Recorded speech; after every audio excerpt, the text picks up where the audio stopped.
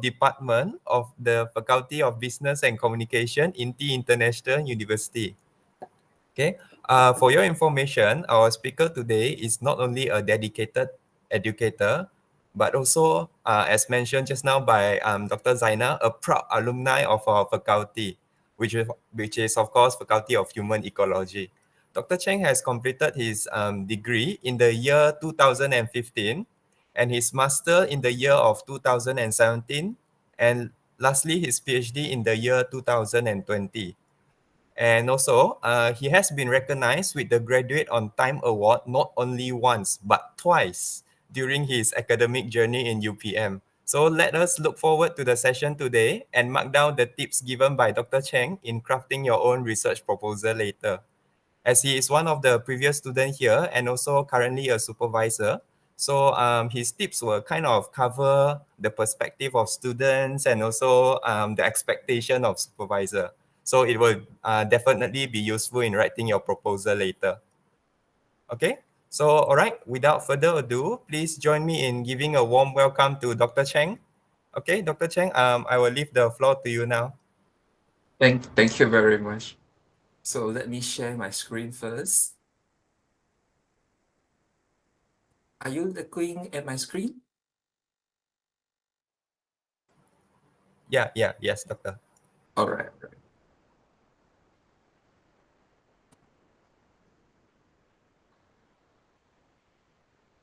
Okay, first and foremost, good morning, everyone. And thank you very much, Associate Professor Dr. Zaina Madun, Deputy Dean for Postgraduate Studies, Industry and Community Relations, Faculty of Human Ecology, and Mr. Northern Hong, President for Human Ecology Postgraduate Students Association, Faculty of Human Ecology, for the invitation today. I am Dr. Chen Kaiwa. Previously, I was a student at this faculty as well, since my bachelor until my PhD level. Okay, so hopefully I will try to cover most of the parts that you need to be more careful in your research proposal. Yeah, but of course there are too many things to cover, but I will try my best to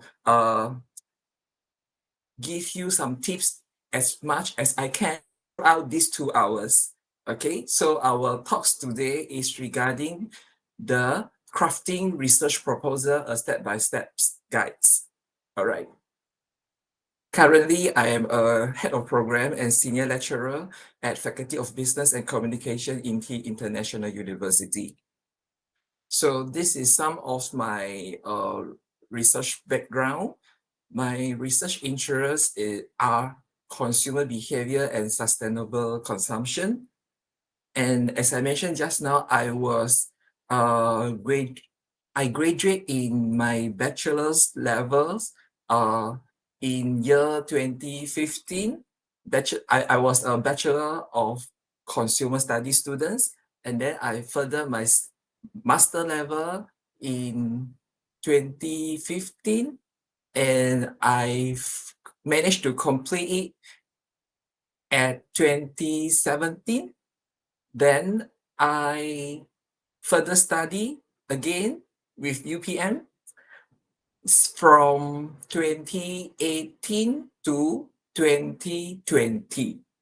Okay, so since today is Monday, so let's move with a slow and steady pace lah. Okay, so I would like to start the sessions with some sweet memory sessions with you guys. So this is the moment when I complete my hardbound thesis during my bachelor, master, and PhD level. So if you look at my PhD photos, right, I just managed to get my hardbound thesis in May 2021. So if you still manage to recall, that was the moment we are in PKPB.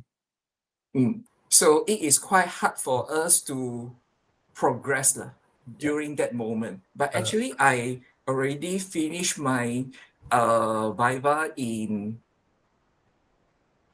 June or July 2020. Yeah. But I just managed to get my thesis in May 2021. Yeah, Dr. Cheng, sorry to interrupt. Yeah, the slide is not moving. Oh, Ah, okay, let me share again.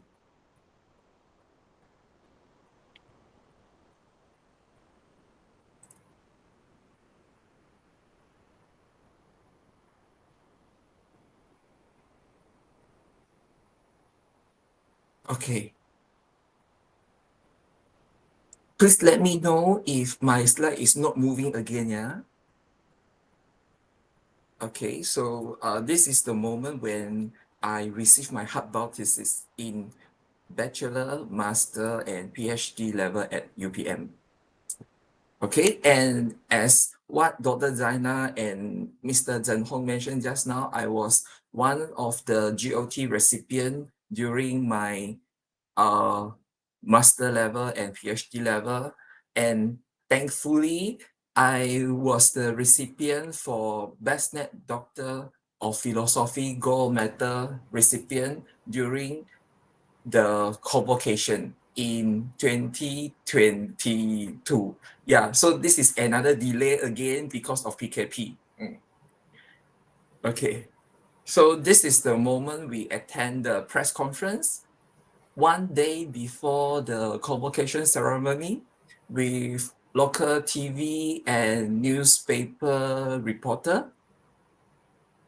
And Dr. then, Cheng, sorry, it's still not moving. oh, Yeah, what, yeah. what happened? Yeah, we only can see your presentation slide screen, but not the full screen mode. Oh, Mm-hmm. let me try to share the entire screen. Yeah, yeah, would be better. Oh, okay. Is it better now? Mm-hmm. Yeah, yeah, All yes. right. All right. So, just to give you motivation, I would like to share this golden moment with all of you. This is the moment I received the awards from Sultan Selangor during the ceremony. And these are some certificates and medal I received at the end of my PhD journey. So hopefully this picture may spark up your motivation spirit to continue your postgraduate journey. Yeah. And this is the moment we take photos with parents, but because of PKPB, so none of the audience can enter the hall except graduates. So this photo is very precious to me because my parents were unable to enter the hall because of the restriction. Yeah. And then this is the interview sessions with Astra Awani and UPM Media Unit at the end of the ceremony. And then during my postgraduate candidature period, I have a few interview sessions with newspaper reporter and UPN Media Unit as well to share my experience to further study from bachelor until PhD level at Universiti Putra Malaysia. And these are the photos we took with my final batch of students at UPM. So as you can see, right, everyone was still wearing masks because of the restriction. Yeah. So I think we come to the end of some throwback in terms of the sweet memory with UPM. So now let's proceed to the main point of our sessions today. Proposal defense. Oh, sorry, proposal document draft up. So if you are very new and you are still in the very beginning sessions of your postgraduate journey, maybe you do not know how to start. Maybe there are so many things in your mind, but you do not know how to start, right? So hopefully at the end of these sessions, you may get some insights how to start the first page of your proposal writing. Yeah. So these photos on your right hand side shows that this is the thickness of thesis that I sent to external examiner and internal examiner before Viva. So yeah, we need to print out a series of copies for each of the examiner as well as your supervisor, right? And you need to keep one copy yourself because you need to study before your Viva. Yeah.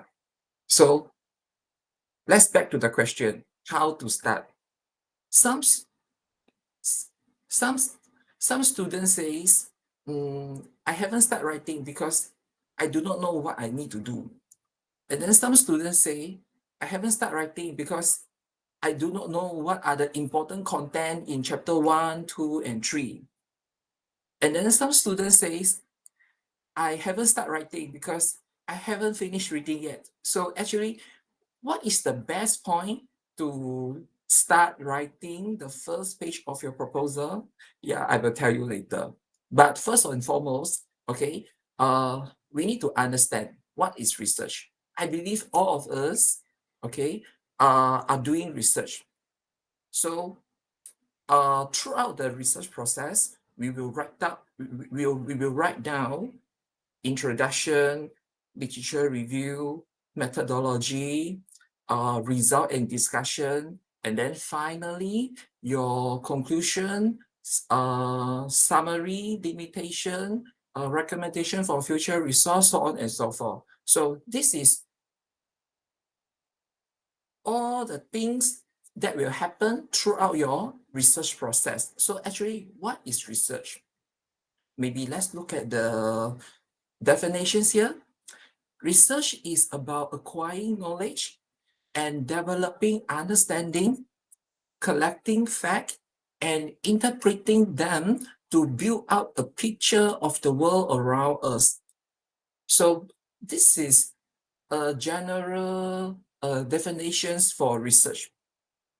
At the end of the research, we will try to produce new knowledge so that we can contribute to the body of knowledge. Okay, so this is the main purpose of research.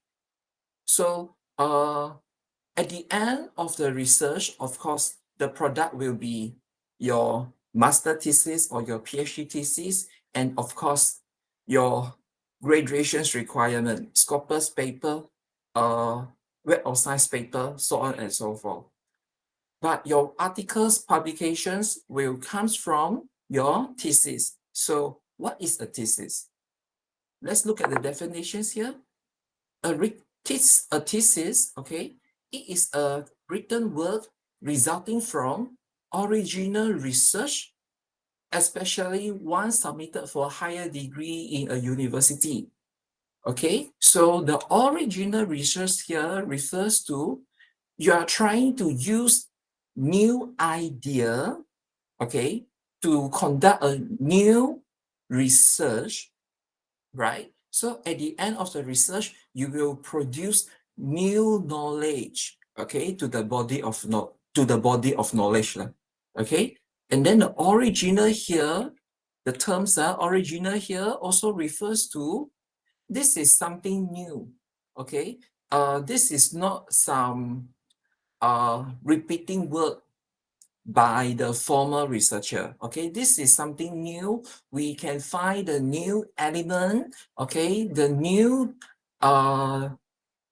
new point, okay, in your work. This is not something repeating or you copy and paste, okay, from anything we can easily get from Google, okay.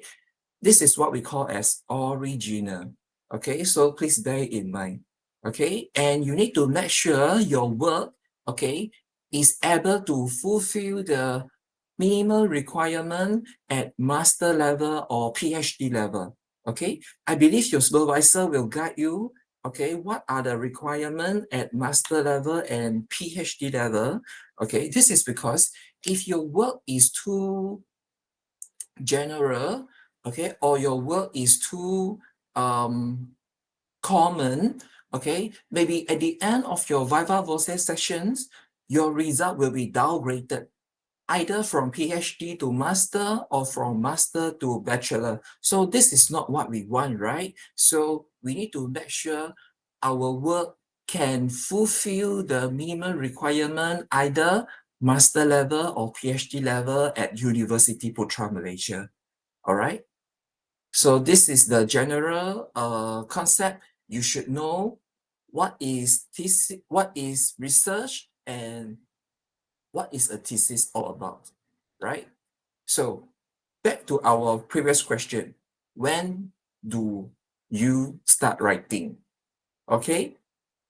So as I mentioned just now, many people may face different situations, or sometimes they are just too not confident to start writing. Okay.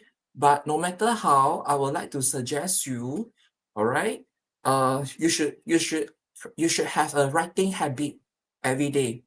Okay. Try to allocate a few hours every day, okay, to write something in your document. Okay. If you keep delay the process, then when are you going to start, right? So you should do it throughout the whole research process. There is no any good moment or best timing to start the first page of writing. You should start writing at least a few paragraphs every day. Okay? You try to imagine if you write 2 paragraphs a day, so 1 week, in 1 week, we have 5 working days. So 2 paragraphs times 5 days. So in a time of 5 working days, you already accumulate 10 paragraphs in your write-up. Okay, so let's assume you have 10 paragraphs in a week. So what we have 4 weeks in a month. So 10 times 4. So indirectly, you already have 40 paragraphs in your write-up. You right. So if you keep doing this throughout the year, I believe this is not really difficult for you to have certain numbers of write-up with you. Okay, you don't need to worry whether your write-up is correct or wrong. Okay, the first thing first is you should write something. Okay, and then submit to your supervisor.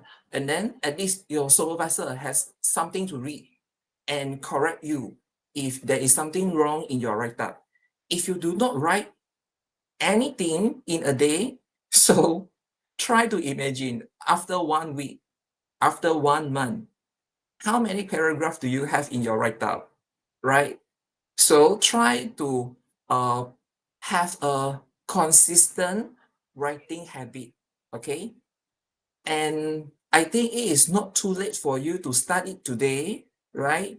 So hopefully everyone, okay, do not wait any longer, okay? Start writing, okay, and show some progress to your supervisor, okay? Especially those who are a GRF recipient, right? If you do not do anything in a month, then do you have something to report in your GRF monthly report, right? So please think about it, okay? Start writing today, all right? So before you start writing, okay, of course, you need to know what are the important things you should cover in your thesis, right? So if you do not know how does a thesis look like, okay, you can open UPM library website, okay, and look for e-thesis. Get some thesis sample, okay, to read, okay, to understand, okay, what are the important things you should cover in each chapters of your thesis, okay? I think now is very convenient for all of you because we have e-thesis service in the library website. Okay, so if you do not know how to trace thesis sample from e-thesis, okay, I think it is the time for you to go to our library, okay, to get some thesis sample. Okay, I believe our librarian will guide you, okay, how to get some thesis sample from your faculty senior. Okay, I think it is good for you to read. Okay, read some good thesis sample. Okay, as the time you write your proposal write-up. All right. Okay, and then the second thing is, okay, you should know how to format your thesis. Okay, so I do not know whether all of you aware that actually SGS do provide this document or guidelines, okay, to all the postgraduate students. Okay, I think, okay, every postgraduate student should have one copies, okay, with you. Okay, if you do not know where to get this document, okay, you can open SGS website, okay, and then click current students, and then look for this thesis preparations guideline. Okay, I think it is good. I think this is a good habit. Okay, if you start writing your thesis write-up or your proposal write-up, okay, straight away using the correct template. Okay, otherwise at the end of your thesis writing, then you will be headache how to format the write-up, how does the margins look like, and then how to format the title for each table in your thesis, and then how to set the captions for each diagrams, figures or formula in your thesis. So I think it is a good start by looking at the SGS thesis preparations guideline. Yeah, you need to read it yourself. Don't wait for your supervisor to guide you. Okay, you should have your initiative, okay, to explore new reading materials. Okay, upgrade yourself with sufficient research method knowledge. Okay, and then have your initiative to attend some conference, training session, or seminar to sharpen your research knowledge, okay, but not waiting your supervisor to spoon feed you. Okay, I think this is not the way for a postgraduate students. Okay, so please bear it in mind. Okay, always have your own initiative to explore what you need to do throughout your postgraduate journey. All right, so this is one of the element I would like to emphasize to you. Okay, all of you, please have one copies of this thesis preparations guideline, okay, so that you will not go wrong in terms of the thesis formatting later. And I think this is a good impressions you can give to your supervisor or your examiner, where we can see how serious you are in doing your work, right? Because whatever you submit to your supervisor, it do reflects your characteristic. Okay, so please do your best, okay, to your supervisor, to the faculty, to the university. All right. So I would like to share my thesis table of content to you. If you do not know what you should include in each chapters of your thesis, maybe you can have a quick check on your screen now. Okay, so these are the content I include in my PhD thesis last time. So hopefully you can take this screen as your quick reference, right? So as I mentioned just now, chapter 1 will be the introduction.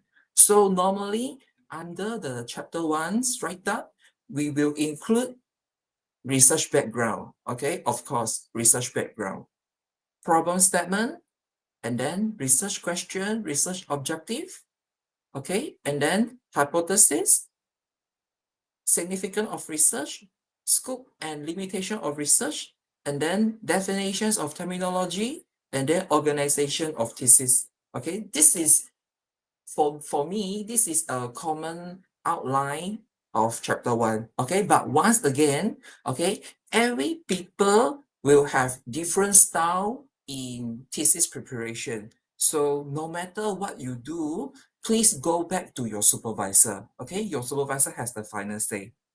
Okay, this is just a guideline to everyone. If you have zero idea what you should do, okay, in each chapter of your MBA, in your master thesis or PhD thesis, okay? And then in chapter 2, to me, there are two important things you should cover. Okay, number one, the applications of the theory, okay, in terms of your research title, okay, and then number two, the relationship between IV and DV, okay, for each variable in your framework. Okay, normally for postgraduate students, okay, we will consider independence variable or IV, dependence variable, okay, or DV, okay, and then moderating variable, and then mediating variable. Okay, if you still do not know what are there, okay, please find out from research method reference book. Okay, you need to read a lot, okay, in postgraduate journey. Okay, so please find out yourself what are they, and then what are their characteristics, and then what are their purpose, and then how do you apply these four variables in your framework. Okay, but of course, we not even have four types of variable, but these four types of variable, IV, DV, moderating variable, and mediating variable are the most common types of variable in social science. Okay. And then in social science, theory plays a very important role. Okay, because your theoretical framework or conceptual framework should be able to get the support, okay, from theory. Okay, because this is the hot question that examiners or supervisor definitely will ask you. What theory you use to support your framework? How do you apply the theory to your framework? Okay, so you should get ready with all this information before you have the discussions with your supervisor. Okay, because your supervisor is very busy. Okay, so if you can save times for your supervisor, I believe your supervisor will appreciate it very much. Okay, so please have your efforts, okay, to do your work. Okay, so this is what I mentioned, okay, the relationship between each IV and DV, and then you may consider the explanations in terms of moderating variable and mediating variable based on your research framework. Okay, so that's all for chapter 2. And then chapter 3. Okay, so I believe, okay, if you are very new to enroll in your postgraduate journey, now your focus should be proposal write-up, right? So for proposal write-up, okay, we will put our priority to chapter 1, 2, and 3 because you need this write-up to attend the seminar presentation, right? So before your seminar presentation, okay, for chapter 3, we just managed to do half of it, okay? So because at the behind part of chapter 3, it needs some further information for after you finish your data collections. Okay, I will show it to you later. Okay, so basically in chapter 3, we will talk about research design, research location, populations and sampling, okay, and then research instrumentation. Research instrumentation refers to your questionnaire, okay, or the survey form, okay, we call it as research instrumentation, okay, and then your pre-test, okay, and then your data collections method, okay, and then validity and reliability, okay, and then that data analysis, how do you manage your data set, right? So of course you need to explain, okay, how do you handle the missing value, outlier, data normality, multicollinearity, And then what kind of descriptive analysis and inferential analysis you have based on your research objective. Okay, and then are you using SPSS? Are you using AMOS? Are you using PLS, SEM? Okay, of course. Okay, you need to explain all these things. How do you apply the data analysis method? Okay, in chapter 3. And then, of course, ethical consideration. Okay, if I'm not mistaken, this is compulsory to all postgraduate students. Okay, you need to apply ethics approval, okay, from JKE UPM. Okay, so please find out, okay, how to do it, okay, from RMC website. Okay, this is compulsory to all postgraduate students, especially your data collections process involve human. Okay, this is a must. Okay, so remember to do it, okay, before you start your data collections. Okay, so basically these are the common subtopics you should have in your chapter 1, 2, and 3.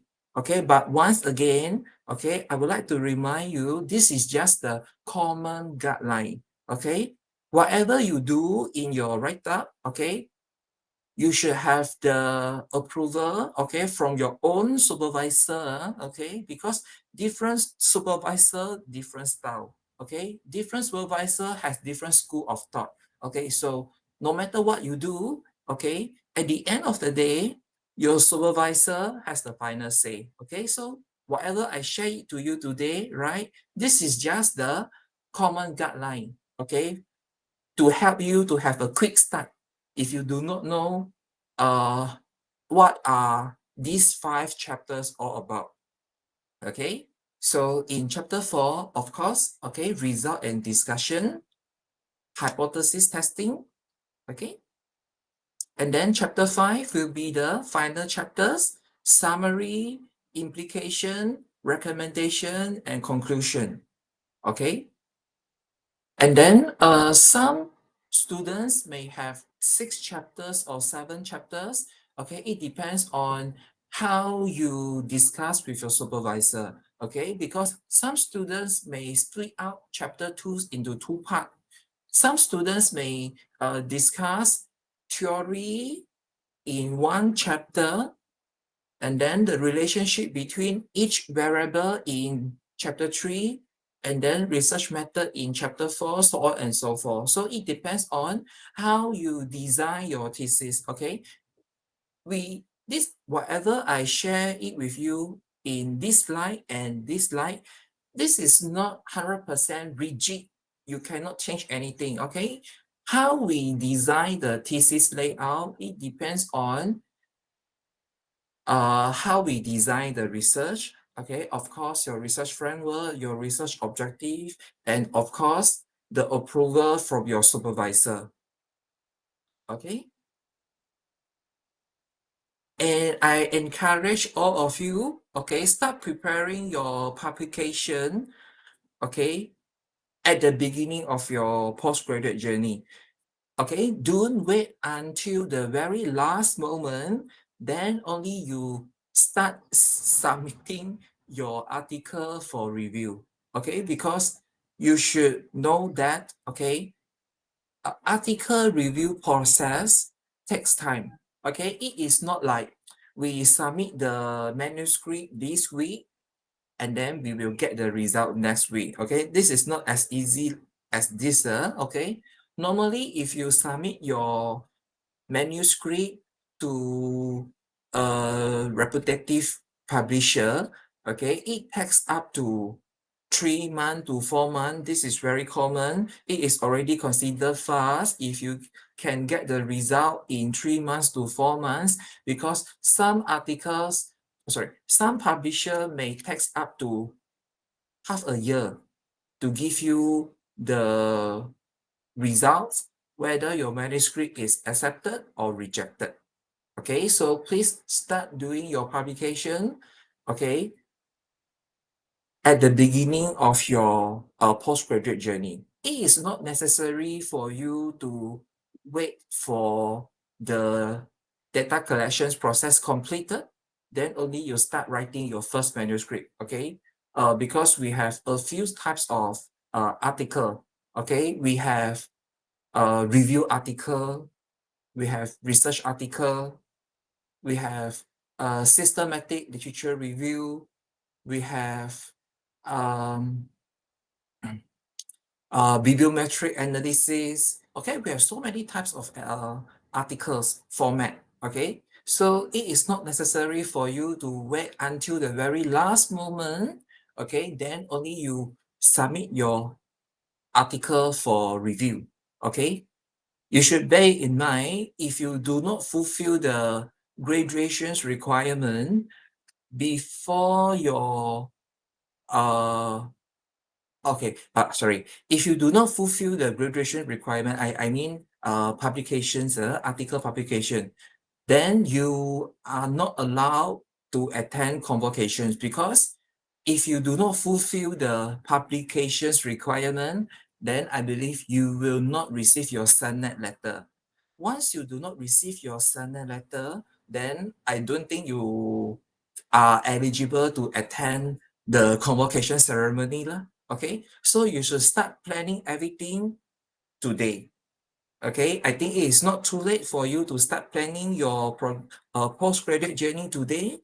Okay, don't wait anymore. Okay, because all these things takes times. Okay, you need to plan. Okay, what you should do before your seminar presentation. Okay, which semester you are now. Okay, and then what you should do in every single semester. Which semester are you going to attend your seminar presentation? Okay, if you are a master student, and then which semester are you going to attend your proposal defense? Okay, when are you going to take your CE, comprehensive examinations? When are you going to submit your first paper for review? Okay, when are you going to apply for ethics approval from JKE UPM? Okay, because the approval from JKE UPM, okay, takes time. Okay, the moment for you to prepare your comprehensive examinations takes time. And then your data collections takes time. And then you need to learn new software to analyze your data. It takes time as well. And then the period you finalize your whole write-up, starting from your chapter 1 until your chapter 5, it takes time as well. And then you need to allocate ample time to your supervisor to read your work. It takes time as well. And then after your supervisor return the script to you, you need to revise it. It takes time as well. So go and through and for, okay, everything takes time. So actually, if you think that you have many honeymoon period in your postgraduate journey, I think that I think maybe there are something wrong with you. Okay, actually we have not enough time. And our schedule is actually very tight. Okay, if you want to achieve graduate on time, okay, so please start planning your postgraduate journey today. Okay, and regarding to graduate on time, I will suggest all of you try your best to achieve it, because the longer time you take either in your master level or PhD level, then the more money you need to spend in your master level and your PhD level, because time is money, right? So if you want to end your master level and PhD level successfully, I think you should start planning today. All right. So this is the general picture, okay, what we have in a thesis, in a common thesis, okay, starting from chapter 1 until chapter 5. Okay, so I believe most of us, right, English is not our mother tongue. Okay, so it is okay to have some grammatical error, Okay, but of course, before you submit your work to your supervisor, I think it is a good habit if you can double check your work before you send it to your supervisor for review. Okay, I think this is a good habit, okay, to double check your work before you submit anything to your supervisor, because as I mentioned just now, your supervisor is really very busy. As a lecturer, we need to take care of teaching, supervision, research, publication, conference, consultation, community work, admin work, university commitment, and so on. So we, as a lecturer, we have so many things to consider. So hopefully all of you can play your part to be a responsible student, check your work properly, and try to submit your best versions of work to your supervisor. I believe your supervisor definitely will appreciate it very much. Okay. What I mean check your work is you need to check, okay, either there are some grammatical error. You try your best, okay, to remove grammatical error in your work. Okay, but I know nobody is perfect. Okay, but at least you try your best to minimize the mistake in your work before you submit your work to supervisor. Okay, so how to minimize the mistake in your work? Actually, now we have a few software to assist us. Okay, you can check your sentence structure, okay, or your grammatical error, okay, by using Grammarly or Qbot. Okay, and then in order to make sure your reference list is up to date, okay, last time we used to do it manually. Yeah, but now we already have a few software, okay, to help us to keep track with the list so that it is complete, it is up to date, and then the format is more or less correct. I would say more or less correct because nothing is perfect in this world. So even though you use Mendeley to prepare your reference list, but at the end of the day, you still need to double check. Okay, are there any missing element in your reference list? For example, the volume number, the page number, okay, and then either the publisher's name is typed correctly, okay, you still need to double check, even though you use this software, okay, to prepare a proper reference list, okay. As I said just now, nothing is perfect, so same goes to computer, okay. So you as a human with brain, okay, so you should double check your work, okay, because it may help your supervisor to read your work in a faster way, right? And another thing is academic phrase bank. Okay, I would suggest this guideline to you, especially when you are writing your chapter 2. Okay, we have a lot to explore in this website. Okay, the website is this. Okay, maybe you can screenshot and then have a look afterwards. Okay, I say this website or this guideline is very important, especially in your chapter 2 write up, because you need to compare and contrast the previous research findings, right? So we should try our best to make sure our chapter 2 is not monotone. We have a variety of writing style in chapter 2. Otherwise, your examiner will get bored. Your supervisor will get bored because you use the same writing pattern from the first page of chapter 2 until the last page of chapter 2. So to me, this is not a good way to prepare your chapter 2 lah. Okay, so I think this website, okay, is very good to guide you how we can write chapter 2 in a variety way. Okay, for example, when you wish to describe certain trend, any sentence examples you can use to start the sentence, right? You can click this tab, okay? And then when you want to compare and contrast between article A and article B, what kind of sentence structures you can use in this situation, okay? You can click this tab, okay? When you want to describe the definitions of your variable, how to describe it, how to start the paragraph, you can click this tab, okay?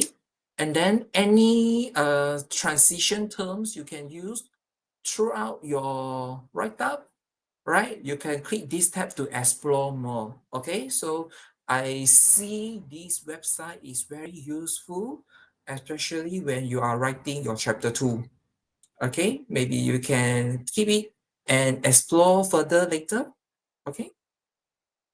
So these are some common write-up tools that I would like to introduce to you, okay, in your thesis write-up, okay?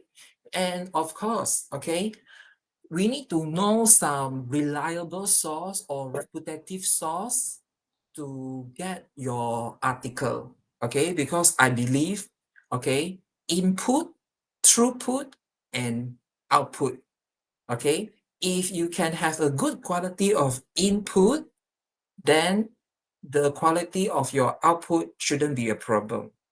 If you put in whatever rubbish as your input, then I cannot imagine how your outputs looks like.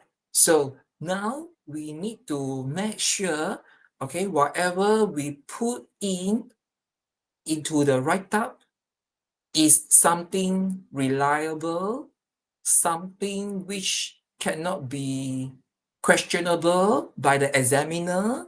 Okay, so when you are doing literature search, okay, I will suggest these 10 websites for you, okay? But to me, I think the most user-friendly website is Science Direct, okay? If you do not know how to do the literature search, okay, by using this website, okay, I believe UPM library do have a series of training session, okay, to all the UPM students, okay. So for further information, you can check this out with our librarian, okay. So if there is any free training section at UPM, you just go, okay? Because you need to upgrade your research knowledge, okay? Especially how to do analysis, how to write your proposal, how to do literature search, how to use Scopus website, how to check Turnitin, how to use Science Direct, JSTOR, so on and so forth. Okay, you can ask our librarian. Okay, I believe they will guide you. All right. And I think all of you should be thankful because UPM already subscribe all these database for you. So as long as you are an existing UPM student, you can open this website and download any document freely as long as your laptop is already connected with UPM Wi-Fi. So I think all of you should be thankful. Yeah, because UPM already provides so many resources to you. Okay, so your job is allocate your time, look for information, write your thesis write-up, and then pass the Baba process successfully. Yeah. Yeah, this is a very good point. You guys should be thankful because of all these resources on your campus. Okay, I will take one example. For example, Science Direct. Okay, so if your laptop is already connected to UPM Wi-Fi, when you click Science Direct website, you will see something like this. okay, on your right hand side. Okay, the right hand side of the web page will mention brought to you by Universiti Putra Malaysia. So if you see something like this, that means you can download whatever you want to download from this website easily. Okay, so I think this is good, okay, for everyone, okay, to ease your way in terms of article search. Okay, and for your information, I believe at Faculty of Human Ecology, okay, we have postgraduate rooms in 5 departments. Either you are a JPSPP student, JSKP students, or JKPK students, okay? Each department has their own postgrad room. So I think you can fully use these resources because I think you should have a fixed working place, okay, for you to do your research work, okay? But of course, you need to get the approval from your department. You cannot just simply enter like this, okay? I think this is a good manner if you get the approval from your department in the first place. Okay, since we have such resources and facilities on the campus, okay, why not you fully use, okay? And make sure you get your job done on time, right? So for more information, you can ask your department office, where is your postgraduate room? Okay. Because you need to have a fixed space and consistent time every day to do your thesis. Okay, this is what I believe. So I think this is not a harm for you to try it as well. Yeah. Okay, so just now we already talked about the input of your proposal. Okay, so now you need to consider which pathway are you going to take as the core of your thesis. Either you want to go for a quantitative research method or qualitative research method, or you are okay to go with a mixed mode research method. Okay, so maybe you can propose either this, and this to your supervisor, and your supervisor will consider whether what you propose to them is what they easy with. Okay, because some supervisors prefer quantitative research, some supervisor is good in qualitative research, some supervisors are okay with mixed research. So you may propose to your supervisor, okay, and see whether your supervisor okay or not with your idea.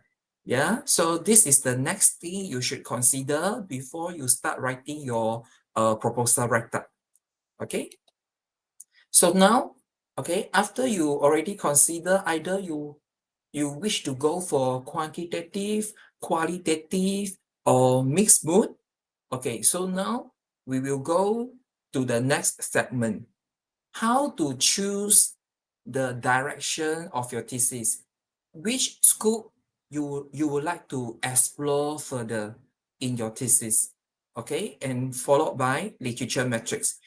Okay, I think literature metrics is a must to all postgraduate students, okay, because in my opinion, if you just blindly read the article, I don't think you can remember next week, next month, or next 2 months. So I think it is good to have one template, okay, for you to jot down, okay, whatever you have already read today or tomorrow, okay? Because as I said just now, you need to read a lot, okay, in postgraduate journey, right? So it is not a surprise if you need to read up to 60 articles or 80 articles or 100 articles to complete your PhD journey. This is not a surprise, okay? So I think it is a good habit, okay, for you to have a literature matrix to systematically organize the important information in all the article you have read from the first day of your PhD until the last day of your PhD. Okay, who knows? This document may help you during your proposal defense, your CE or your viva voce, right? So I think it is a good habit for all postgraduate students to have a literature matrix with you, all right? So now let's look at the first one, okay? How to choose a topic to your thesis. Okay, of course, when we choose a topic to your research work or thesis, okay, to me, the terms topics here refers to your direction. Okay, which direction you would like to focus to start your research work. To me, I will call it as a topic. Title, okay, title is the final caption you put on the cover page of your hardbound thesis.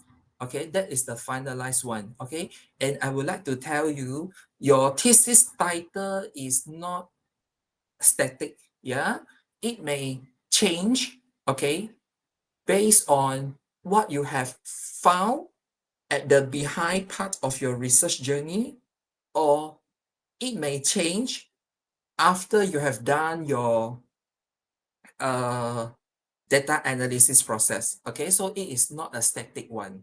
Okay, your title is not a static one. Okay, but now you can choose which direction, okay, you want to focus on in your thesis write-up. Okay, so when you choose your topic, okay, of course, you need to get the approval from your supervisor and your supervisory committee.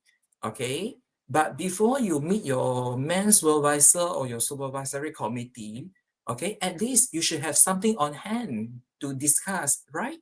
So now, okay, I would like to share some tips with you how to choose a researchable topic. Okay, for your information, thesis writing, okay, is a very technical academic document.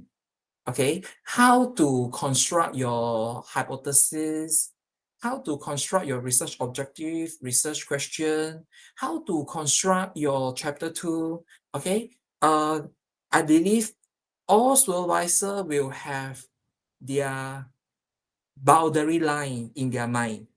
Okay, so you should always refer to your supervisor.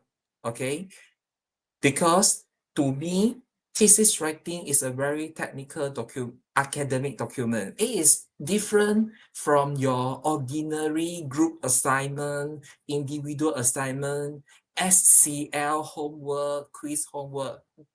Thesis write-up is totally different from all these things. Okay, so yeah, so please bear it in mind. Okay, when you choose your topics or direction of your thesis, make sure it is something researchable. Okay, and then when you consider certain topic as your thesis starting point, okay, maybe you may think, okay, what is the suitable topics? Okay, either the topic in your mind right now is too wide or too narrow. Okay, so in this point, I would suggest you to use ScienceDirect database. Okay, for example, in my field, consumer behavior. Okay, definitely consumer behavior is a big umbrella. Under the concept of consumer behavior, we have so many things. For example, psychological factors, sustainable consumption, decision-making process, so on and so forth. We have so many things under the big umbrella of consumer behavior. So for example, if you do not know which subsections of consumer behavior you would like to go to, okay, it is a good, I think it is a good mechanism if you can exploit it in ScienceDirect. okay, you just use open inverted comma, consumer behavior, okay, and see what are the potential article will pop up in the list. You just go through the list and see, who knows, the list may give you some ideas, right? Same goes to community development. If you are a community development student, okay, of course, community development is too wide. Okay, which subsections of community development you would like to focus on? Okay, so you can use the same way to explore. Okay, of course, okay, you cannot put community development, okay, in your thesis, or consumer behavior in your thesis title, because this is too wide. Okay, we need to have a specific direction under the big umbrella, okay, when you proceed further, okay, in your research work. Okay, some of the topics are not researchable. Okay, so why I say not researchable, because maybe some topics is too new. Okay, you have a very limited resources to read. Okay, if it is too new, okay, I think you just let others researchers to do lah. Okay, because you still need to take care of your graduates on time, right? So we should do something which is acceptable at master level and PhD level. Don't go too high level or don't go too low level. Okay, I believe your supervisor will guide you in this matter. Okay, and this is another method. If you have zero knowledge how to choose the directions of your thesis or research work, maybe you can use SDG, okay, as your starting point. Okay, for example, I like this one very much. Good health and well-being. So what are the research works under good health and well-being? Okay, so you just use the article database to help you. You may type good health and well-being, okay, and then you see what are the potential lists pop up under the searching page, okay, so on and so forth. Okay, you may also use this to guide you. Okay, maybe your research interest is zero hunger, climate change, economic growth, or gender equality, so on and so forth. Okay, so I think this is another good point to help you to start up your research work. Okay. Okay, but of course, whatever you choose as your topic, okay, first and foremost, you yourself should have the high interest in your topic, because you will stick with this topic, okay, either 2 years for master or 3 years for PhD. So 2 years and 3 years is not a very short period of time, you know. So if you do something which you are not enjoy at all, I think it is a big suffer for you to end your postgraduate journey. So first and foremost, when you choose your topics, right, you should make sure you have a high interest in that particular topics. Okay, and then whether the topic you have chosen is relevant or not, okay, you may discuss with your supervisor or your supervisory committee. Okay, and of course, okay, whatever you do for your master and PhD, okay, you must consider the contribution, okay, in either the contribution perspective to theoretical perspective, managerial perspective, body of knowledge, or policy implication. Okay, so you need to consider these things in terms of the relevancy of your topics. Yeah. Okay, and then when you start to do something, okay, you need to consider the duration. Okay, you need to make sure whatever you have chosen as your topic, it is something relevant at your master or PhD level. And of course, it must be doable within your candidatures period as a master student or PhD students.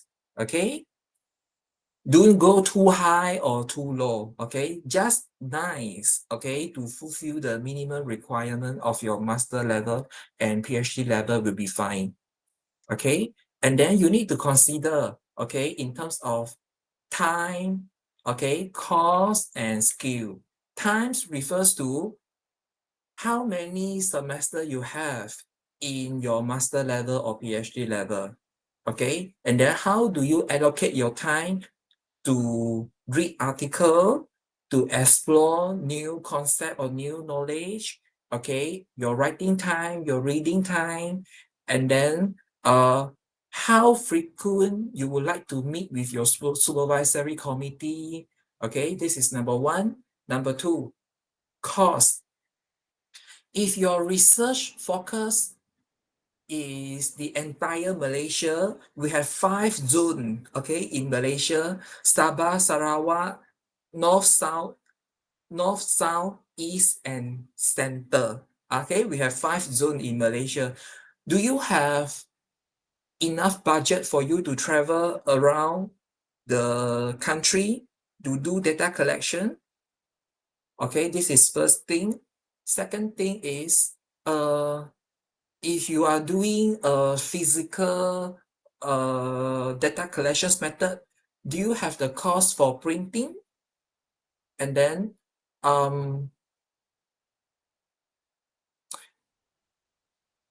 if you want to use smart PLS to analyze your data, do you have the budget to buy the software? So these are the things you should consider in terms of the cost. Skills, okay? The skills here refers to whether you are doing quantitative, qualitative, or mixed mode. Okay, so this is one of the skill you should have. Okay, and then another thing will be the skills in terms of software. Okay, SPSS software. Do you know how to use SPSS software or AMOS? Do you know how to use AMOS or Smart PLS? Do you know how to use them? So these are the skills you should have throughout your postgraduate journey. Okay. Okay, and then the breadth of research question. Okay, this is what I mentioned just now. Okay, make sure your scope of research question, research objective is significant and suitable to meet the requirement of Universiti Putra Malaysia. Okay, and make sure whatever you do is not too broad and too narrow. Okay, you may discuss with your supervisor either your topic is too narrow or too broad. Okay, and make sure, okay, that is something you can do within your postgraduate candidatures period. All right, and as I said just now, okay, what maybe at this point, okay, you already complete your chapter 1 and chapter 2. But it doesn't mean that you will stick with the same version until you attend your viva voce, okay? Especially your literature review, your chapter 2. Maybe, okay, you have done your literature review in 2022, okay? But your Viva is 2028, let's say. Okay, so the moment your examiner receive your thesis in the year 2028, okay, and review your work, but unfortunately, your literature review still start in the year 2020 or 2021. So do you think it is still relevant? I don't think so. Okay, so make sure, okay, your write-up is up to date. If there is any new citation or reference, okay, please add it in until you submit your work to SGS for Viva. Okay, you need to keep revising your thesis write-up until the very last moment. I mean, the moment you submit your work to SGS, and then before your SGS submit your work to your external examiner. Okay, I think this is very common lah. Okay, for all postgraduate students, you have to keep revising your thesis draft. Yeah, from your first semester until the semester, the moment, okay, you attend your Viva. This is very common. Okay, so you no need to be too stressed or upset. Okay, when your supervisor return your draft with so many line marking mark. Okay, that is very common. Okay, so you also need to be flexible. Okay, and accept this. Okay, and do your best. Okay, before for your Viva. Okay, and of course, your supervisor is there to help you and make sure your work is up to certain benchmark before they sign your forms. I think it is GS14 form, okay, for you to enter your Viva. Okay, so yeah, your job is, okay, be a good student and do your work. Okay, that's it. Okay, and then next criteria is accessibility.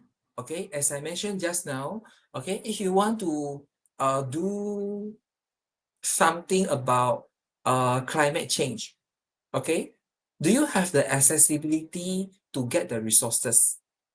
Okay, how do you get the most recent data in terms of climate change?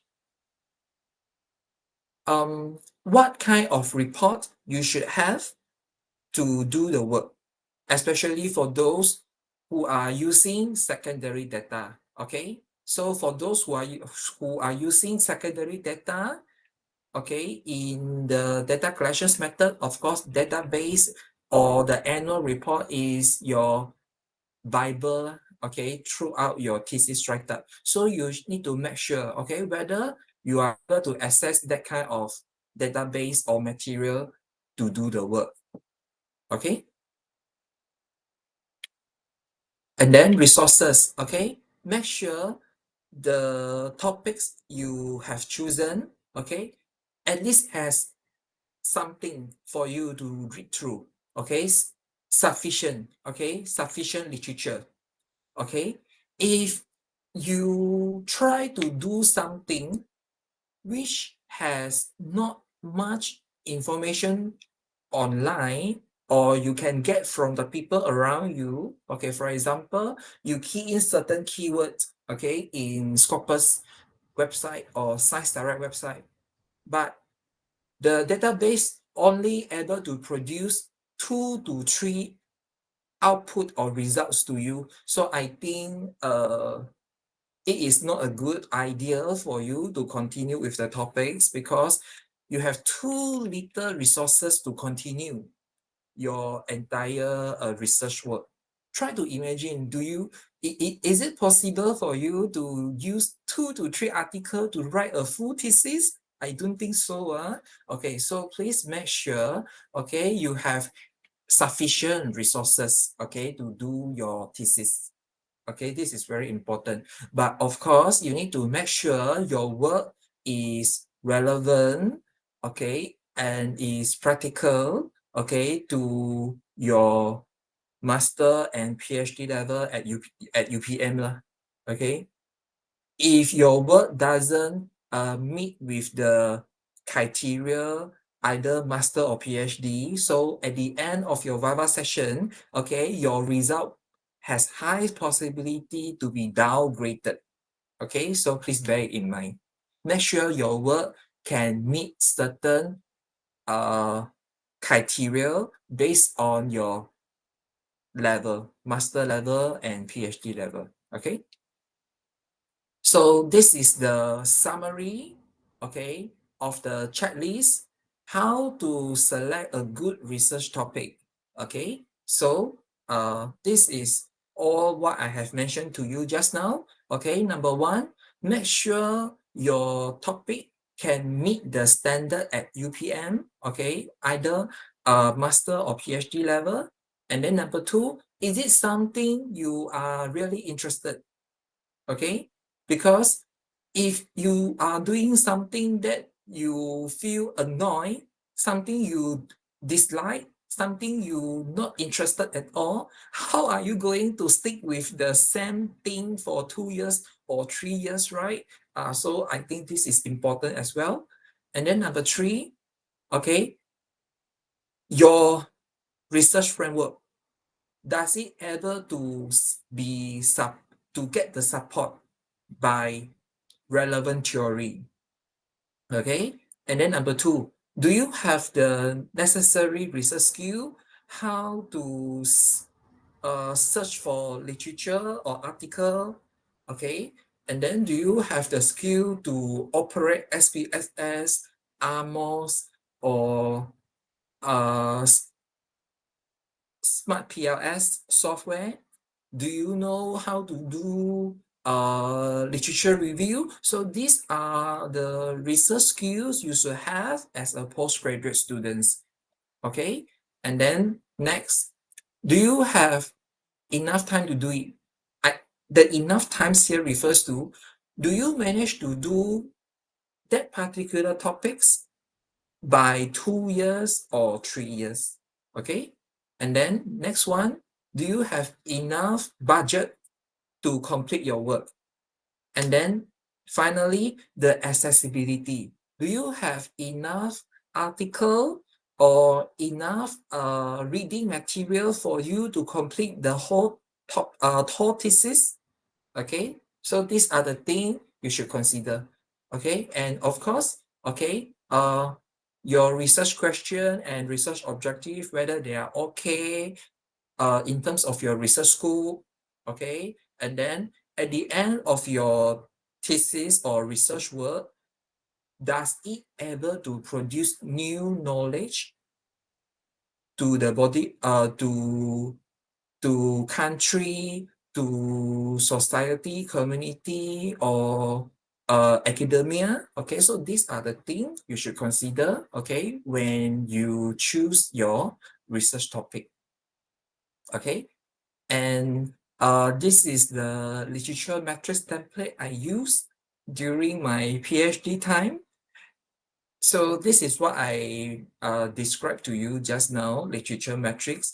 We should have a proper document, okay, to categorize what we have read from all the articles, starting from your first semester until your last semester. So if you have a proper document to categorize the important point, I think it is very systematic, and you can fasten the time to write your chapter 2. Okay, so this is the explanation in the flow charts lah. Okay, first of all, you need to consider what is your research topic. Okay, and then how do you write your research question? And then do you have enough reading material to support your thesis? Okay, and then are you using quantitative, qualitative, or mixed mood? And then what kind of data analysis you are going to use? Okay, and then are you using primary data or secondary data? Okay, and then how do you analyze the data? Okay, either you can analyze everything in SPSS, or you need some assistance from AMOS or Smart PLS or Statista or NVivo, okay, so on and so forth. Okay, so these are the things you should consider during the first day of your first semester.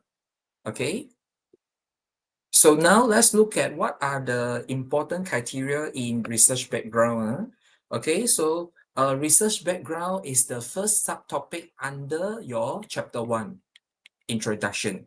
So under your first subtopic, research background, okay, of course, you are going to provide the readers with general background or general informations in terms of your research topic, okay?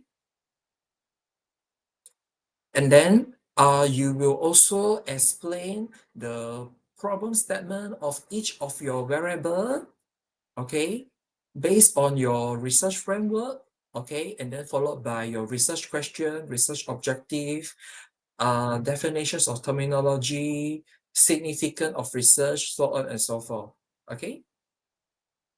So when we are writing the research background, normally these are the things we may consider as the point under the chapter 1.1 research background, okay? So we may explain, okay, the information of your research area, okay, as a whole, okay, and then we may zoom in to your research topic, okay, we can explain the current information or current background, for example, the statistic, okay, the statistic of single-use plastic, okay. We normally, when we explain the current informations, right, we will explain it in 2 levels, okay, at international level and then followed by national level, okay. And then, of course, we may explain a little bit about what information you can obtain, okay, from the previous or existing article, okay? And then you can also explain the history of your research topic. For example, if you are doing something related to electric vehicle, okay? So maybe you may explain the history of transportation mode starting from the era of before century until now the year 2024, okay, just a brief one, okay, not the entire research background, the histories, okay, just a very brief one, the history of your research topics, okay. Then you may discuss about the characteristic, okay, for example, the characteristic of single-use plastic product, okay, what are the example, okay, of single-use plastic product we can see in our daily life, okay. So these are the things you may consider, okay. For example, background, history, okay.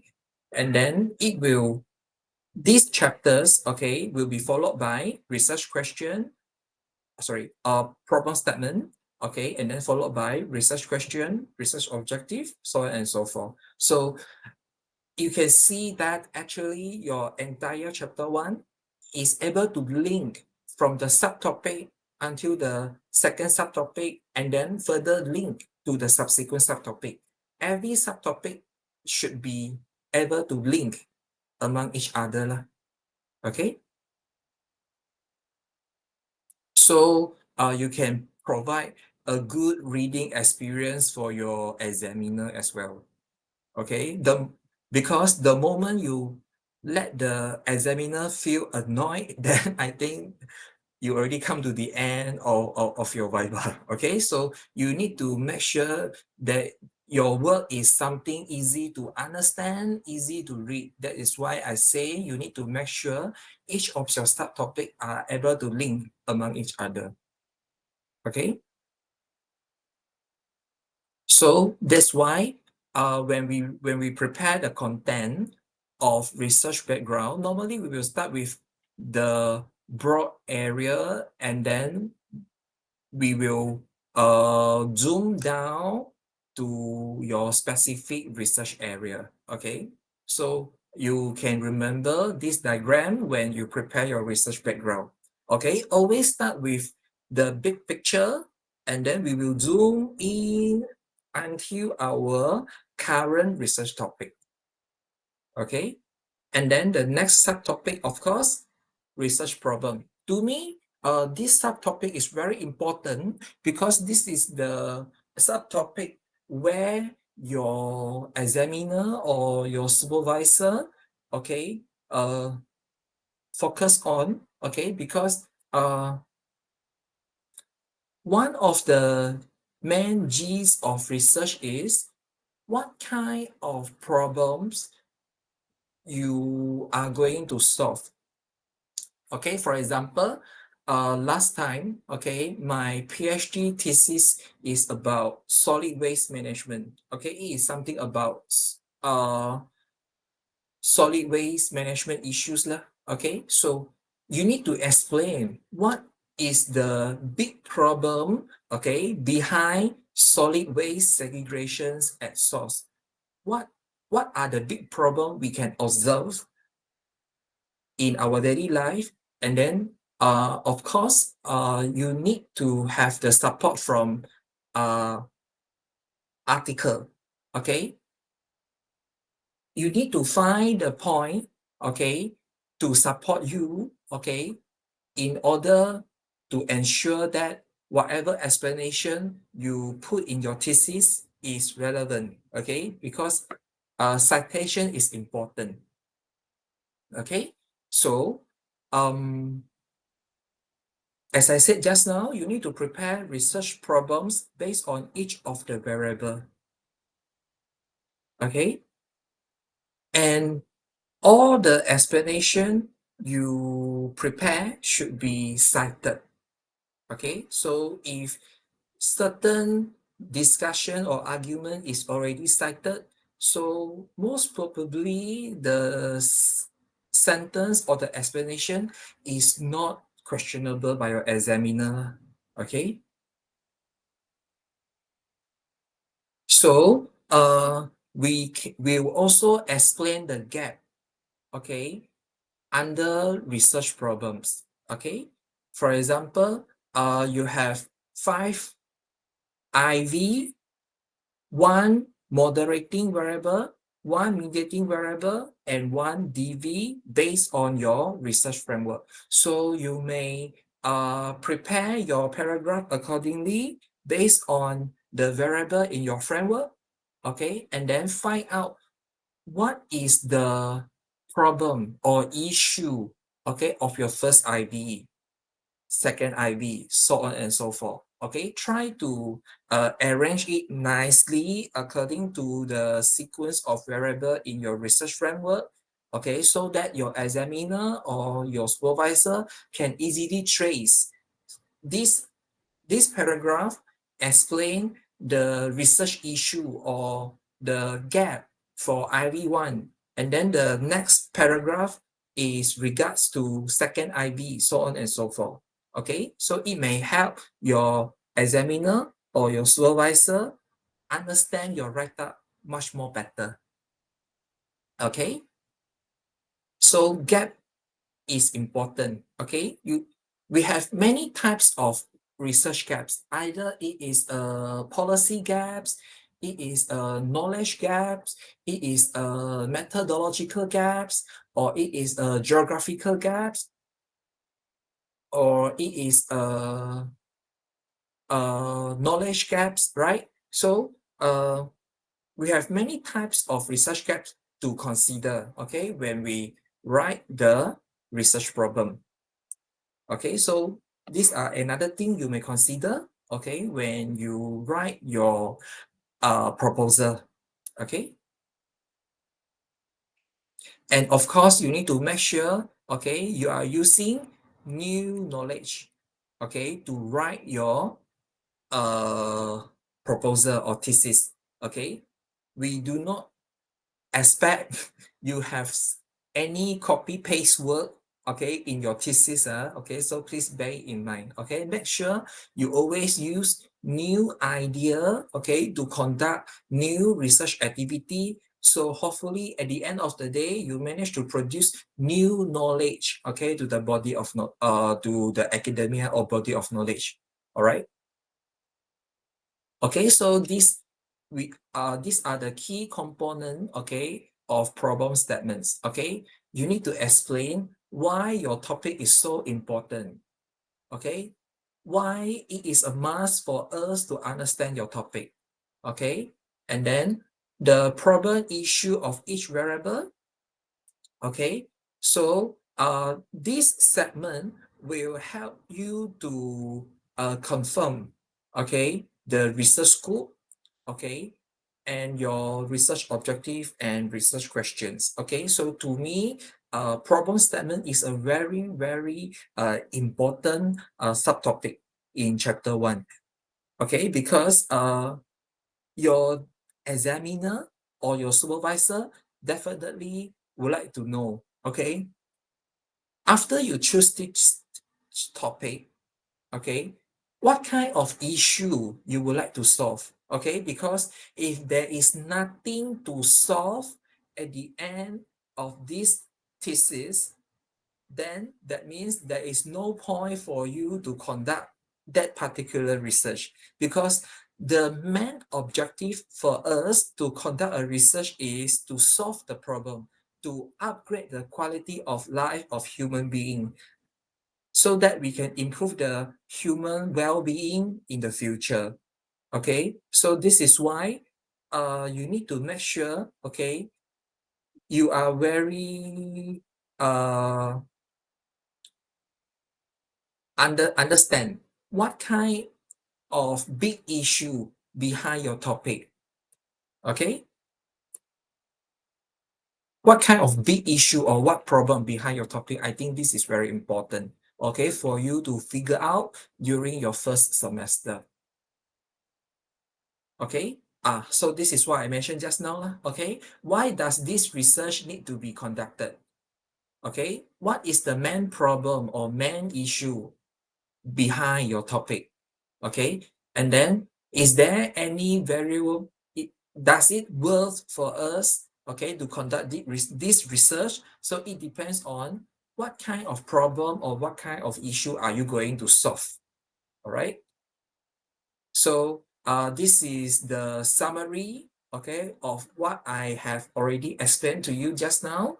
Okay, first and foremost, okay, you need to have your topic, okay, and then followed by what kind of issue that needs a solution, okay, and of course, all your argument should be supported by literature, okay, because we need justifications, and your justification should be cited, okay?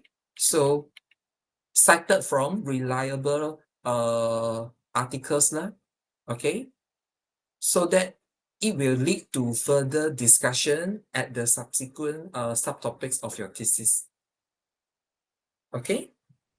And as I said just now, okay, these are the 3 ways, okay, we can consider when we design, okay, our research work, okay? Either, okay, we construct the framework, okay, from a deductive method or another method, okay?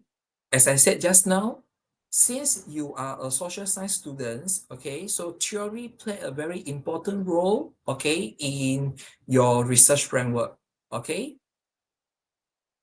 And then you can use your experience and your daily observations, okay, to prepare your research work, okay? And of course, literature review is another important segment in your thesis, okay? So this is what I have already mentioned to you just now, okay? We have literature or knowledge gaps, practical or managerial gap, and then policy gaps, okay? So these are the types of research gaps, okay, you should understand, okay, when you prepare your proposal or thesis write-up, because during your seminar presentation or during your viva voce presentation, viva voce session, okay, your examiner definitely will ask you, what is your contribution? What is your novelty?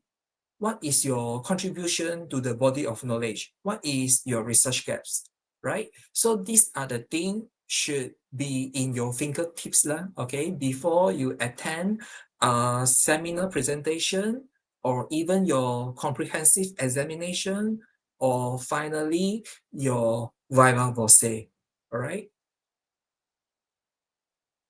So your job is to close the gap, okay? So this is why, okay, you are doing the topic that you have chosen now, because this is your contribution or this is your novelty, because you want to close the gap, okay? So this is very important for you to figure out, okay, the relevancy of your problem statement and your research gaps in terms of your research topic, okay? Because you want to close the gap at the end of your research activity, okay? So this is why you are in your position now as a master student and a PhD students, all right?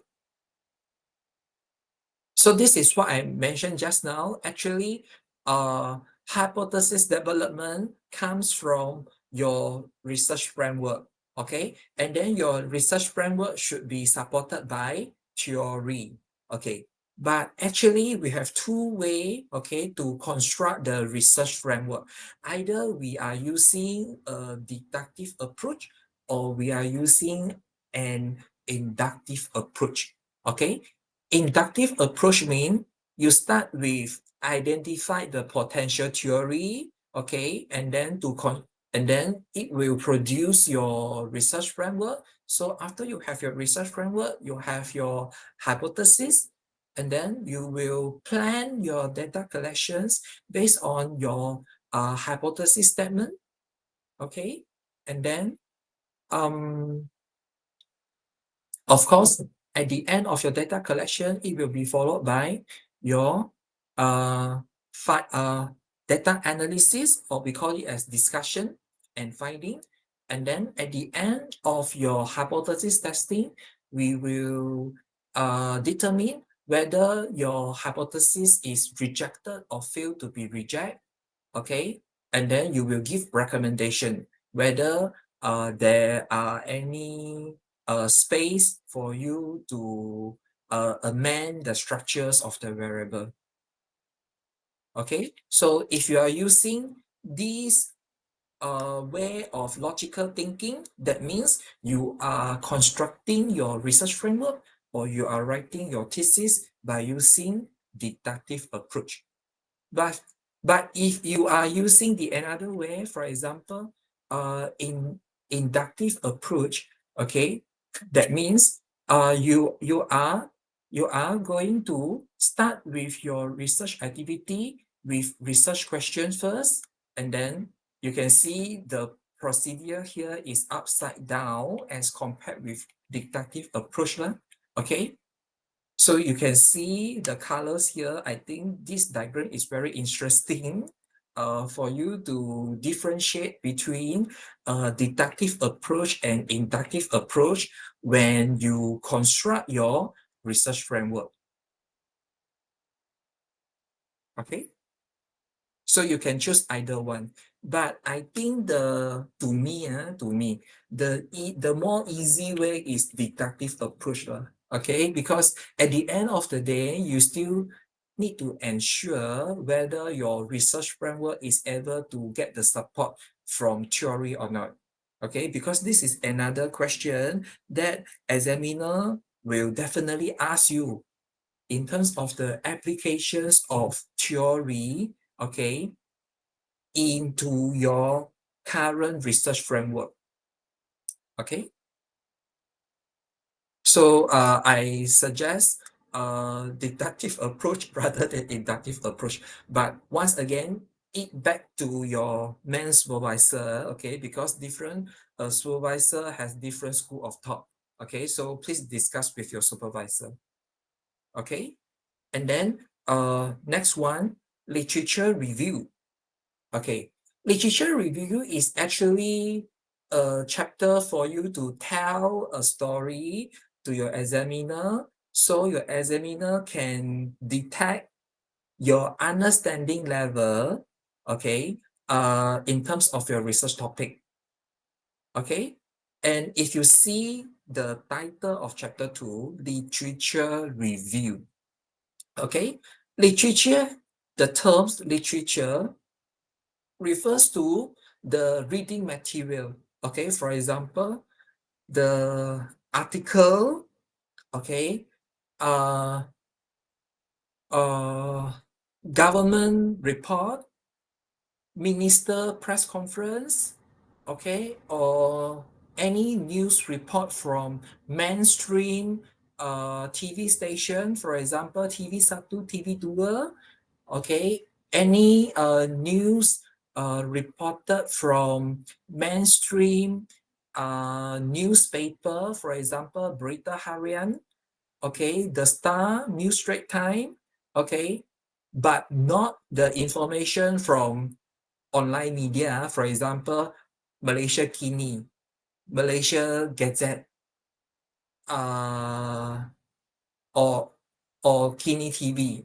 These are all not, these are all the example not considered as mainstream information source. So when we write our thesis or proposal, okay, we should put our priority to the correct source of information.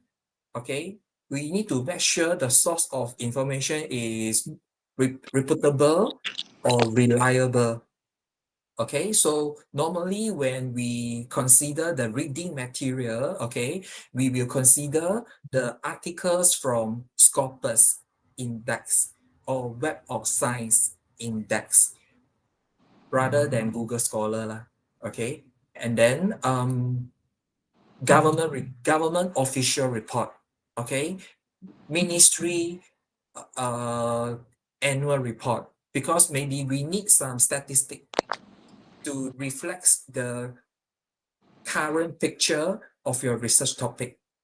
Okay, so these are the things you should consider in terms of the literature.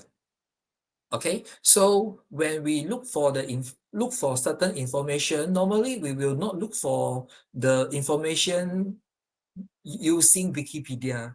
Okay, Wikipedia is also another not really reliable source in terms of thesis writing. You can use Wikipedia to get some general understanding or general knowledge towards certain issue, but I don't think it is really okay for you to include it in your thesis writing, because when we write the thesis or proposal, I will encourage my student to use some reputable or reliable information source. Okay, I think this is very important. So this is all you need to know about the terms literature. Review, okay, the terms review refers to, okay, what is your opinion? Okay, you may give your opinion, okay, towards certain situation, okay, in your write-up. Okay, for example, Article A and Article B. Article A says attitude has a significant relationship towards recycling behavior. But Article B says attitude do not have a significant role to influence people to practice recycling behavior. So now you have two situations. Okay, so A says significant, B says insignificant. So what is your opinion towards these two different situations? Okay, so you should able to give your opinion or give your suggestions, okay, towards these two types of different scenario in your chapter 2. Okay, so this is what we call as review, okay, but not copy paste, okay, from the first page until the last page. Okay, no copy paste. Okay, you should be able to rephrase the information based on your understanding. Okay, then write the sentence, okay, using your own word. Okay, and then give your opinion or give some suggestions. What do you think towards these two types of situation or scenario in that particular paragraph. Okay, so these are some gentle reminder, okay, for you to write the literature review. Number one, make sure your citation is up to date, okay, and then make sure, okay, your source of information is reliable, and whatever you put in as your citation, okay, is a real citation, okay, it is not something what is untraceable by your supervisor or your examiner. Okay, so what I mean updated information is the recent 5 years lah. Okay, so now we are in the year 2024, right? So 2024 minus 5. So hopefully we may put the priority starting 2019 onwards. Okay, but there are of course some general situation. For example,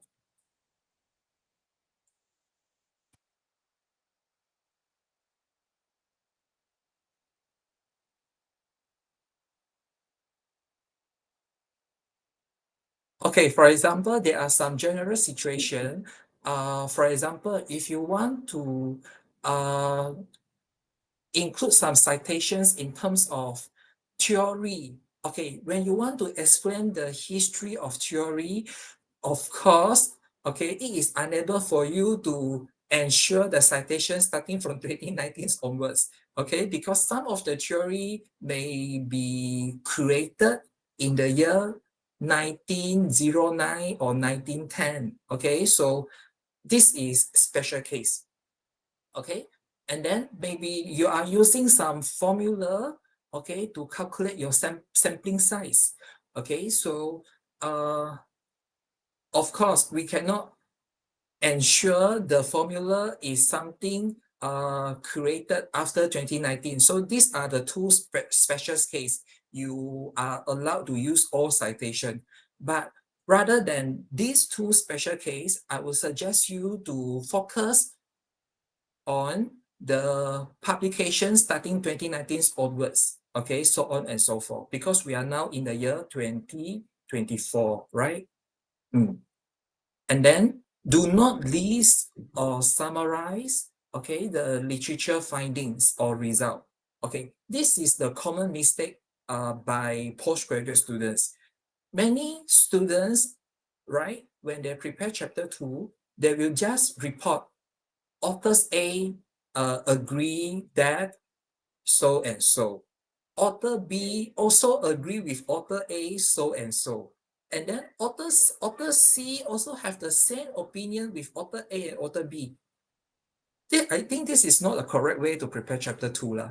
Okay, because you are not supposed to just report, okay, the previous finding. Okay, you should be able to compare and contrast. Okay, and then give your opinion, okay, towards certain situation.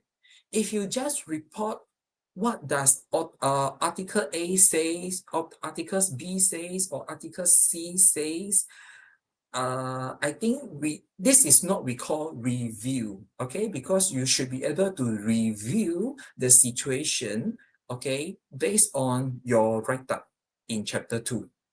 Okay, so please bear in mind. Don't repeat the common mistake again when you write your chapter 2.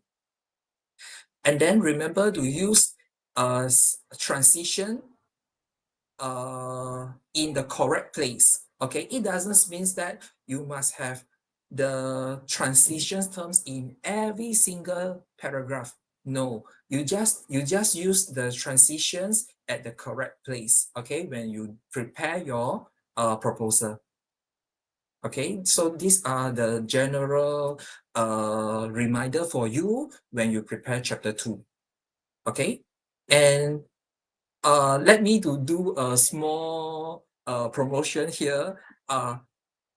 Maybe you would like to get some samples how to write literature review. So maybe you can scan this QR code, then you will be directed to one URL, okay, to download a literature review sample.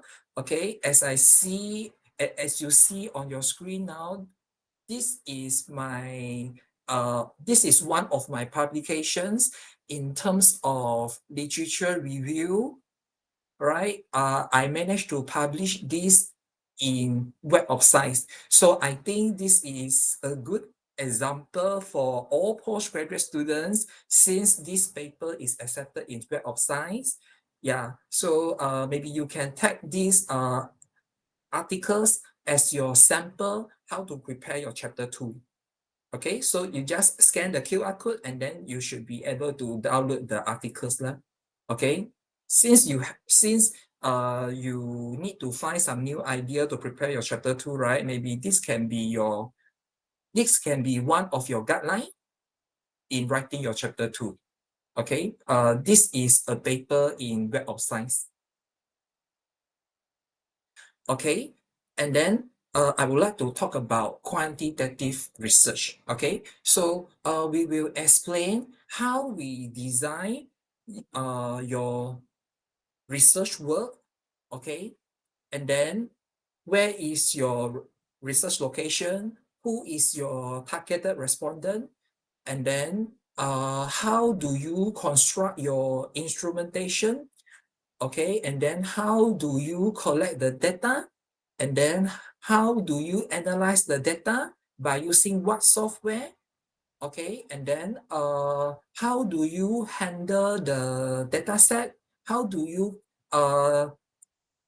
analyze the data normality, outlier, tolerance, and VIF value, so on and so forth. Okay, so these are the important things we will consider when we are writing chapter 3. So when you are writing your chapter 3, these are the important terms you should understand. What is the definitions of population? What is the definitions of sample? What is your sampling frame? How do you determine the sample size? And then what kind of sampling technique you use to distribute your questionnaire? Okay, and then you are using probability sampling or non-probability sampling. Okay, and then how do you conduct the data collection starting from your first copies of questionnaire until the last copy of your questionnaire? Okay, so these are the things you should have in your chapter 3. Okay, so this is what I mentioned to you just now. Okay, in terms of sampling technique, okay, actually it can be further divided into 2 categories. Okay, we have probability sampling technique, and these are the example. And we have non-probability sampling technique, and these are the example. Okay, to me, there is nothing right or wrong as long as your argument or your judgment is able to it is something relevant, okay, and it is something practical, and it is something cited. Okay, if your argument or your explanation is already cited, I think it is safe for you. Okay, and then of course, under this particular subtopic, okay, sampling technique, you should be able to explain, okay, how do you apply this technique, okay, in your data collection. Okay, I show this slide to you just to let you know, okay, we have 2 types of sampling technique. Okay, I didn't say, okay, you should include these 8 types of sampling technique in your research work. Okay, you can choose based on the suitability to your research topic or your research scope. All right. So you should know what are they, okay, and what are their purpose. And then how do you apply them in your data collections process? Okay. If you still do not know what is this, and you still do not know what are the definitions of these terms, I think it is the good moment, okay, for you to revise your research method lecture notes again. Okay, because you should have all this knowledge, okay, in your mind whenever you write your proposal or your thesis or your seminar presentation or your CE or your Viva, okay? As long as something you can justify, okay, I think it should be okay. Okay, and finally, okay, this is the short guideline for those who use questionnaire as their data collections method. Okay, so whenever we talk about questionnaire preparation, it must be quantitative research. Okay, so first of all, okay, you need to identify, okay, what kind of measurement skill you are going to use to test certain variable, okay, and then you need to have a measurement table with you, okay, so that your supervisor can easily understand how do you adopt and adapt, okay, the items in your instrument. Okay, so once you already collect all the relevant information, it is the time for you to develop your questionnaire. Okay, a complete questionnaire should include the cover page, okay, or we call it as cover letter.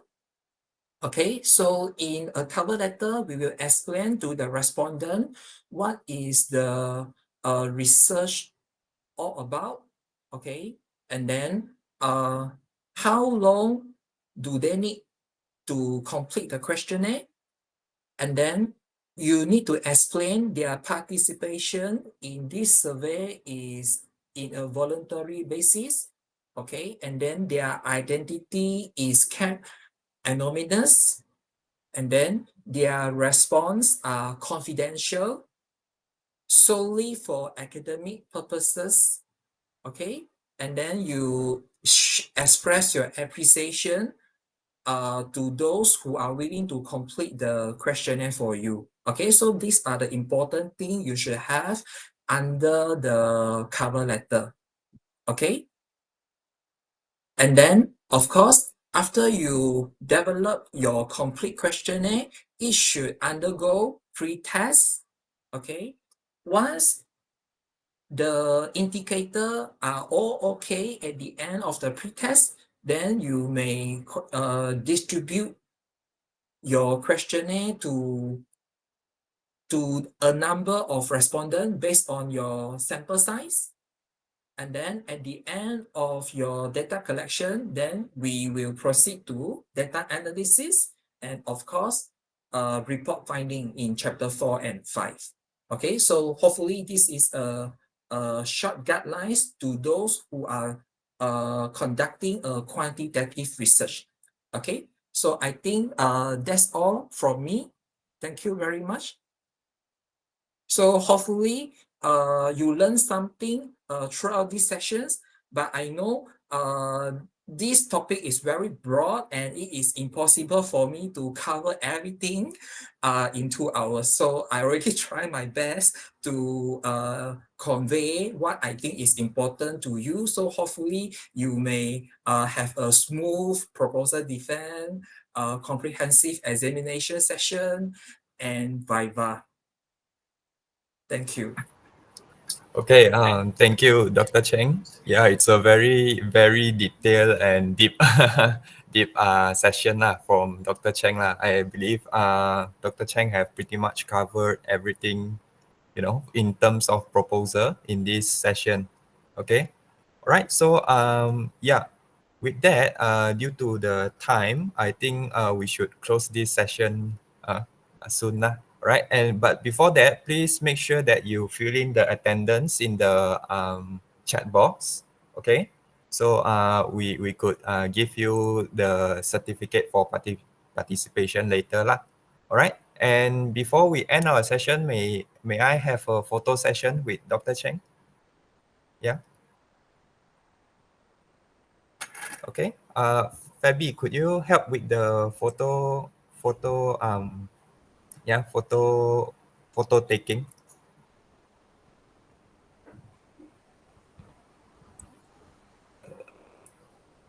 Maybe. Okay. Never mind. Thank you very much, Dr. Cheng. Ewa, Thank very you very much, hopeful, Dr. very Zainal. Thank you hopeful, so and much. very inspired. Thank you very much, Doctor. Sure, sure, sure.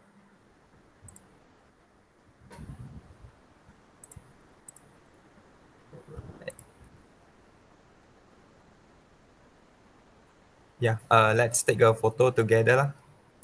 Okay.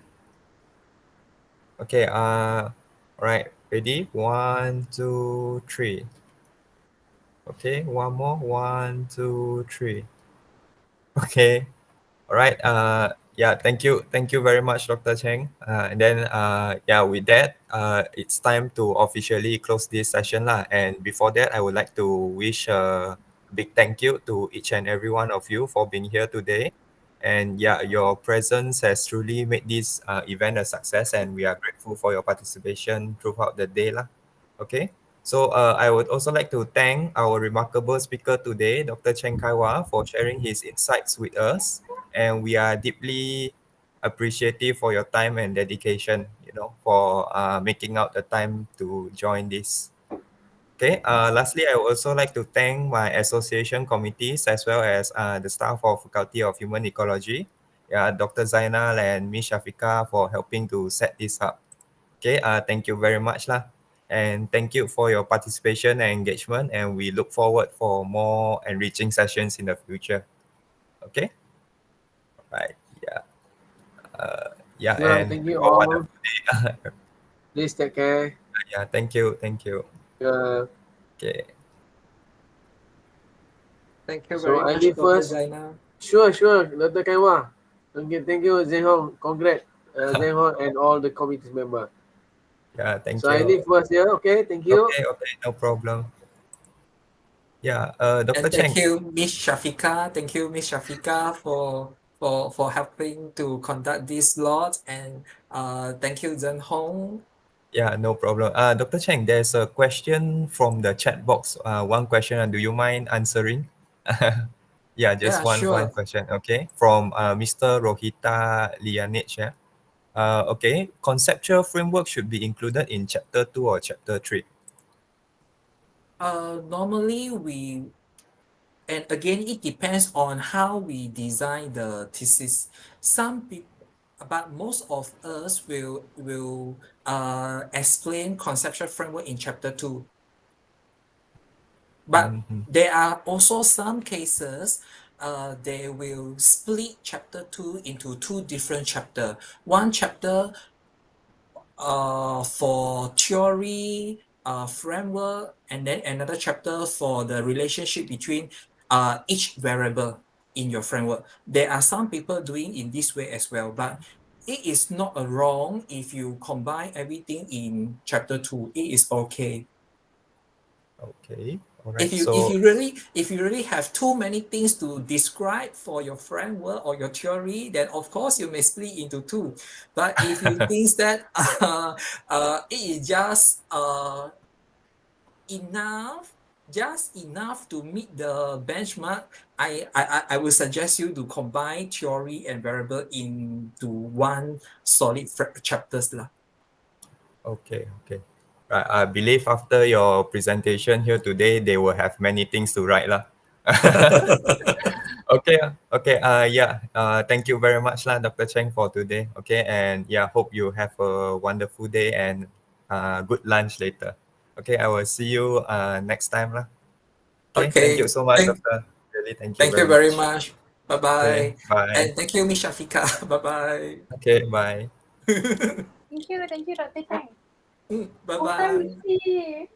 Yeah, that's Yeah. why. Thank you also, Hong. Yeah, no Thank you problem. so much. Okay, Dr. Okay. Chang, I'll see you when I see you. Okay, bye bye. Bye bye.